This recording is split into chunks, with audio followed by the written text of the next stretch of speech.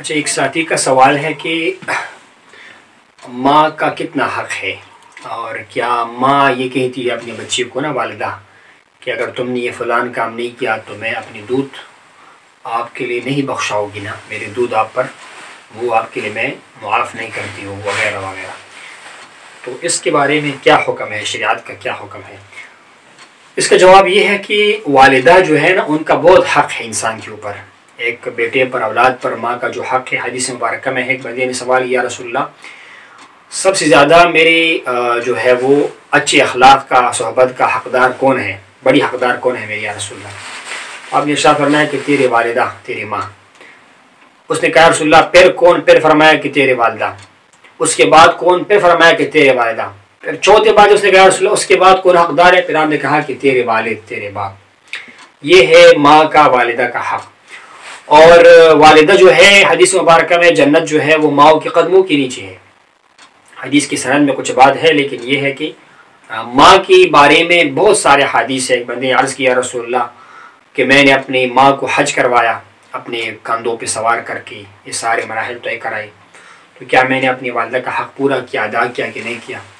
حضور نے ارشاد فرمایا کہ تو نے اس ایک رات کا حق بھی ادا نہیں کیا جس رات تجھے تیرے والدہ نے جنا، اس کا حق بھی تو نے ادا نہیں کیا. اور ماں کے بارے میں تو بہت سارے روایات ہے. قرآن نے بار بار کہا کہ والدین کے ساتھ بھلائی کرو، احسان کرو، خیر کرو، یہاں تک کہ ان کے سامنے اف بھی مت کہو.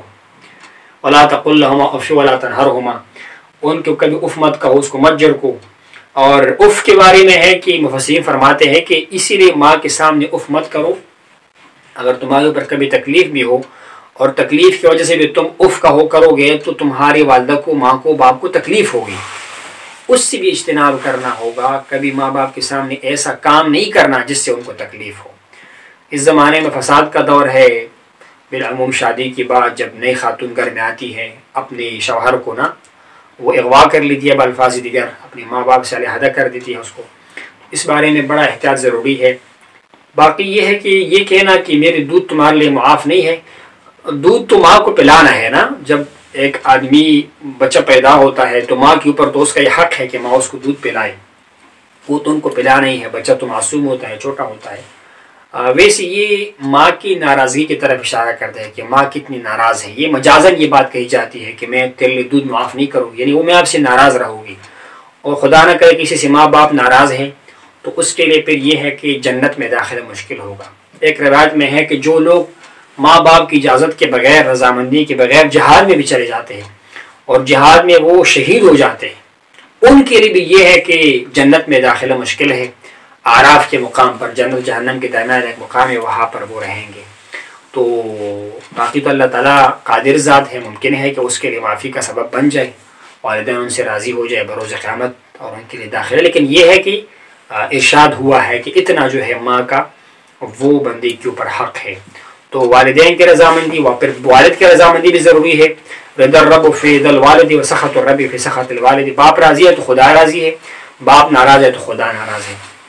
اسی لیے اگر خدا نہ کرے کسی کے باپ اگر فرض کرے مسلمان بھی نہیں ہے نا، فرض کرے وہ بت پرست ہے، اپنی بت کی عبادت کے لیے جانا چاہتا ہوں، وہ خود چلا جائے گا.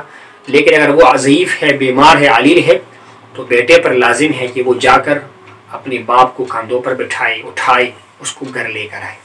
لے جائے گا نہیں بت پرستی کے لیے، لیکن جب وہ گھر آئے گا نا، اب تو گھر آنا ہے اس نے نا، آرام کرنا ہے اس نے، تو گھر اس کو لے کر آنا پڑے گا. اسی طرح بندہ نفل نماز پڑھ رہا ہے، عبادت ہے، اگر نفل نماز میں کھڑا ہے، اس کو ماں باپ آواز دیتا ہے، اس پر ضروری ہے کہ وہ نفل نماز چھوڑے اور اپنے ماں باپ کی سوال کا، وہ آواز کا جو ہے اس کو جواب دے، اس کے پاس آ جائے. اتنا حق ہے جو ہے جناب والا. اور اس کی بڑی فضیلت ہے. جن لوگوں نے اپنے ماں باپ کی دعائیں لی ہے دنیا میں بھی اس کو رنگ لگ جاتا ہے، ہم دیکھتے ہیں. اور انشاءاللہ آخرت بھی اس کا بھلا بھلا ہوگا ماں باپ کی خوشی میں. پھر ماں باپ کی دعا اولاد کے حق میں قبول ہوتی ہے. اور ایک روایت میں ہے کہ اگر ماں خدا نخواستہ بدکارہ بھی ہے نا، لیکن اولاد کے حق میں اس کی دعا اللہ تعالیٰ قبول فرماتا ہے، اس کی دعا قبول ہو جاتی ہے.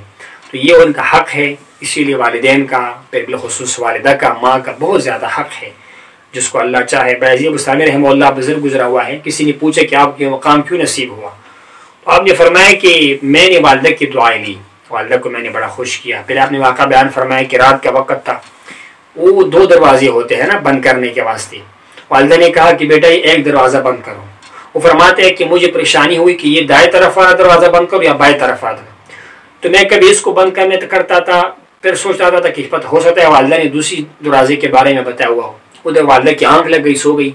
تو صبح تک میں اسے کشمکش میں رہا کہ پتہ نہیں یہ دروازے کا آڈر ہوا اس دروازے کا آڈر ہوا. اسی طرح ایک رات میں ہے کہ والدہ نے کچھ طلب کیا، میں لینے گیا، جب آیا تو والدہ سوئی ہوئی تھی. تو فرماتے ہیں کہ میں کھڑا رہا یہاں تک کہ والدہ کی آنکھ خود کھل گئی، مکمل نیند کرنے کے بعد، آرام کرنے کے بعد. ابھی تک تو کھڑا ہے باعزید؟ ہاں میں کھڑا ہوں. میں نے پانی پلایا، جو بھی چیز تھا وہ پلایا آپ کو. تو والدہ نے بڑے دعائیں دی. تو ان کی دعائیں لگ جاتی ہے. حضور پاک مبارک کی اپنی والدہ نہیں تھی، لیکن آپ نے ارشاد فرمایا کاش میری والدہ ہوتی اور مجھے آواز دی تھی، پکارتی میرا نام لے کر، اور میں آپ کی آواز کو جواب دیا کرتا. پھر آپ کی دودھ والے رضائی ماں تھی نا، بی بی حلیمہ سعدیہ، ان سے بھی کتنی محبت تھی. وہ تشریف لائے، حضور نے اپنا چادر اس کے لیے بچھایا. اپنے دودھ والے آپ کی جو ہے وہ دوسری والدہ جو کنیز تھی آپ کی چچا کی، اس کے لیے چادر بچھانا، ان سے محبت کا اظہار کرنا. تو یہ ہے کہ ان کی دعاؤں میں بڑا اثر ہے. اسی لیے ماں باپ کا ادب کرنا یہ بہت لازمی ہے، بہت ضروری. اللہ تعالیٰ ہمیں ادب کرنے کی توفیق نصیب فرمائے.